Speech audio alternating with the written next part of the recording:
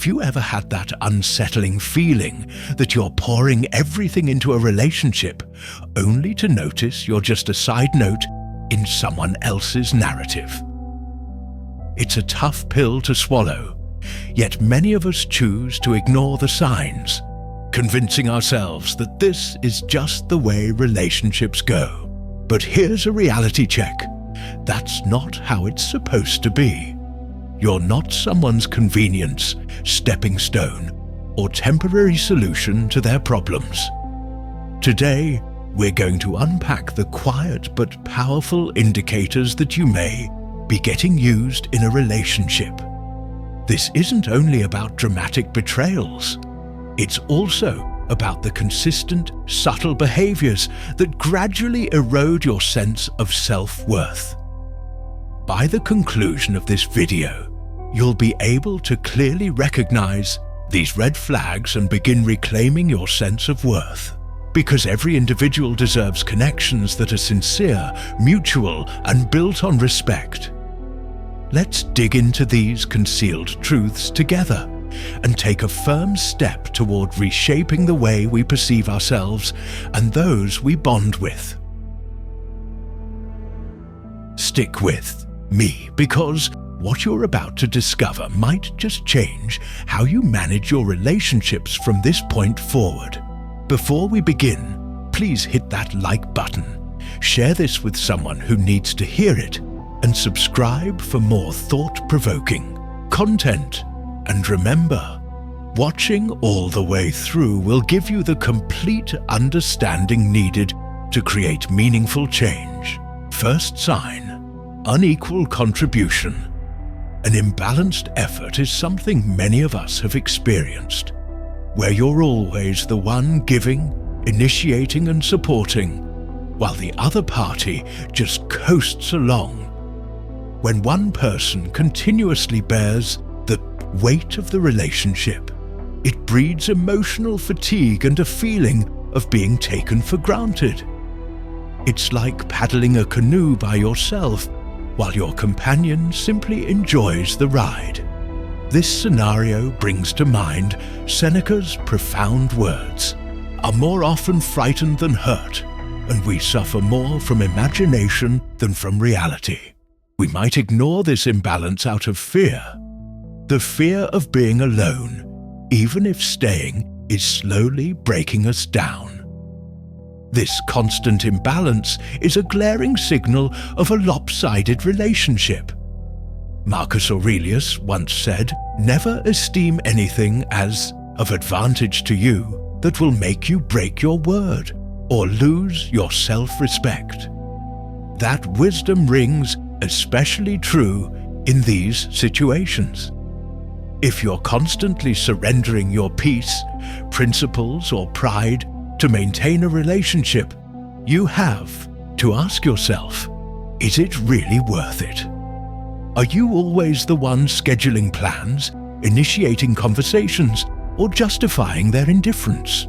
This ongoing lack of mutual effort can silently build up into resentment and isolation, even if the person is physically around.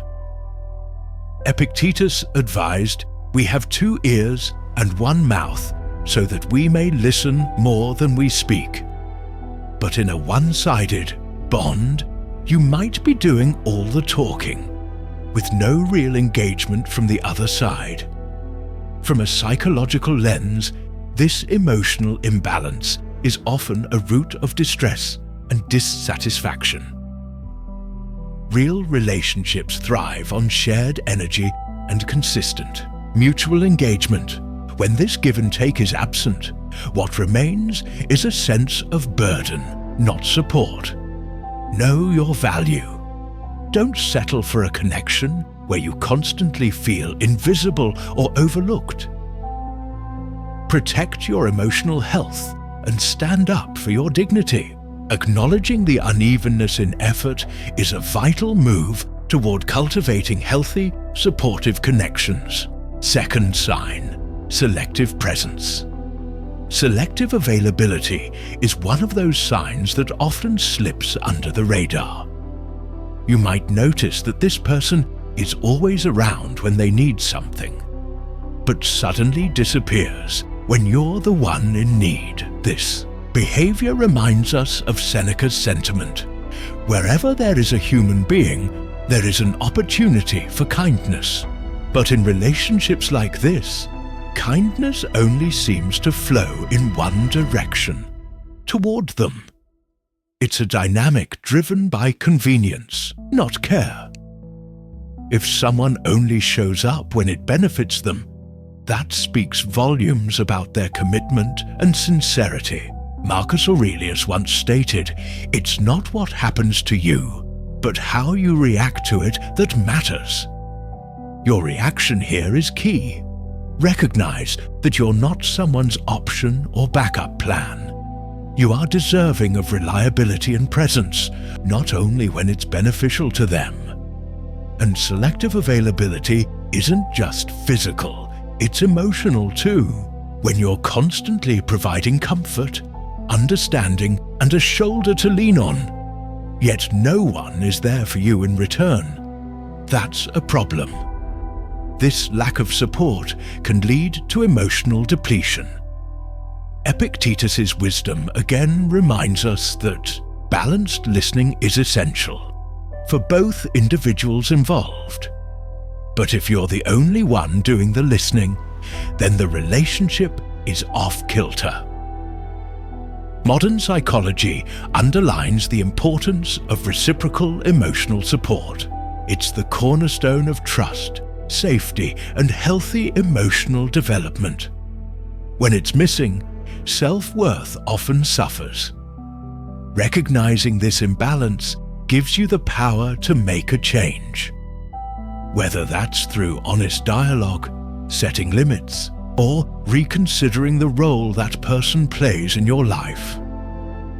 As Marcus Aurelius once said, "The best revenge is to be unlike him who performed the injustice."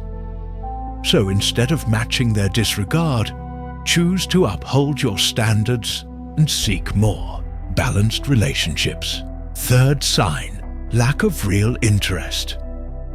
When someone exhibits no true curiosity about your life, it says a lot about how invested they really are. A fulfilling relationship is one where both people care deeply about each other's experiences, struggles, and aspirations. This absence of genuine interest reveals that the connection might be more transactional than authentic. Seneca might have highlighted how meaningful relationships are based on mutual benefit and shared respect, not just one person reaping the rewards. If they never ask about your day, your dreams, or your well-being, that's a strong indicator of emotional detachment. Plato believed in the concept of ideal forms, and a relationship lacking depth doesn't align with his idea of true connection. Instead of a partnership rooted in empathy, what's left is a shallow, unfulfilling bond, and this hollowness can leave you feeling unseen and insignificant. Carl Jung argued that meaningful relationships are essential for personal growth and inner balance. If the person you care for shows no real interest in you, that lack stifles your ability to grow through connection. Epictetus would remind us to focus on what's in our control. We can't force interest, but we can choose to nurture relationships that offer the depth we crave.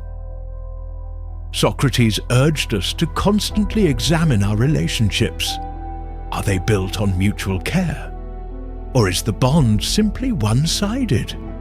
Asking yourself these questions is key to finding connections that nurture your soul. Fourth sign, emotional manipulation. Emotional manipulation is one of the most damaging behaviors you can encounter. It involves guilt-tripping, subtle pressure, or psychological tactics that twist your emotions and leave you questioning your own reality. Epictetus taught that while we can't control everything, we can control how we respond. Recognizing manipulation is the first step in protecting your emotional well-being. Marcus Aurelius emphasized living in alignment with reason and integrity. He would encourage staying grounded and resisting any form of emotional coercion. Seneca valued inner peace, and manipulation is an attack on that serenity. By resisting these tactics, you preserve your clarity and mental balance. From a psychological standpoint, this behavior can severely impact your mental health. Carl Jung believed that understanding oneself was key to growth. When manipulation clouds your mind, that self-understanding becomes harder to reach. Aristotle's principle of practical wisdom, knowing what's right and how to act, is vital here. Identifying manipulation and knowing when to walk away is a powerful act of wisdom. Plato likely would have viewed emotional manipulation as a betrayal of truth, a distortion of what a relationship is supposed to be. Fifth sign: ignoring boundaries. Another major red flag is a blatant disregard for your personal limits. Whether they keep pushing your time, your space, or your values, this lack of respect is unacceptable. Marcus Aurelius championed dignity and self-respect. Allowing someone to trample over your boundaries erodes both. Seneca would have likely called this a violation of the balance we must maintain between caring for others and preserving ourselves. In a healthy dynamic, both people honor one another's individuality and limitations. When your boundaries are routinely dismissed, the relationship is no longer mutual. Epictetus reminds us that our boundaries are within our control. We must protect them, firmly and respectfully. Jung's concept of individuation shows how critical self-awareness and self-preservation are. Ignored boundaries hinder this growth. Aristotle's golden mean suggests that we balance flexibility and firmness. A total lack of boundaries throws this balance off completely, leading to harm. Sixth sign: shallow relationship.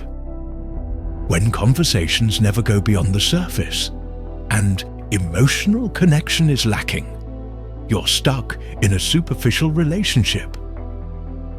Epictetus valued honesty and sincerity. Shallow connections contradict those ideals. Marcus Aurelius might have seen this as a missed opportunity, a chance for true connection lost in meaningless chatter. Seneca believed relationships should help us grow. If a connection remains shallow, it fails that purpose. Aristotle held that real friendships are rooted in virtue and depth, not utility or passing pleasures. Plato's view of love and connection would find superficiality empty, a shadow of what's possible. Jung warned that without meaningful bonds, self-discovery is stifled. True connection helps us understand ourselves. Seventh sign: absence in difficult times. Real connections reveal themselves in adversity. If someone disappears during your toughest moments, it shows where you truly stand with them. Epictetus believed in facing hardships with grace, but also acknowledged the value of supportive companionship. Marcus Aurelius would see abandonment during struggle as a failure of moral duty and friendship. Seneca stressed the importance of solidarity during hardship. When someone's missing in your low points, the relationship lacks depth and care. Aristotle believed that only friendships based on mutual goodwill endure. Those based on convenience don't withstand hardship. Plato saw deep bonds as rooted in shared struggle and truth. Abandonment betrays those values. Jung viewed deep support as essential for emotional growth. Without it, healing becomes harder. As we wrap up this journey, remember, the depth of your relationships isn't measured in good times, but in the unwavering presence during challenges. You deserve bonds that mirror your empathy and commitment. In life's vast canvas, every genuine connection adds beauty, resilience, and color. Stay true to who you are and keep pursuing connections that enrich your soul.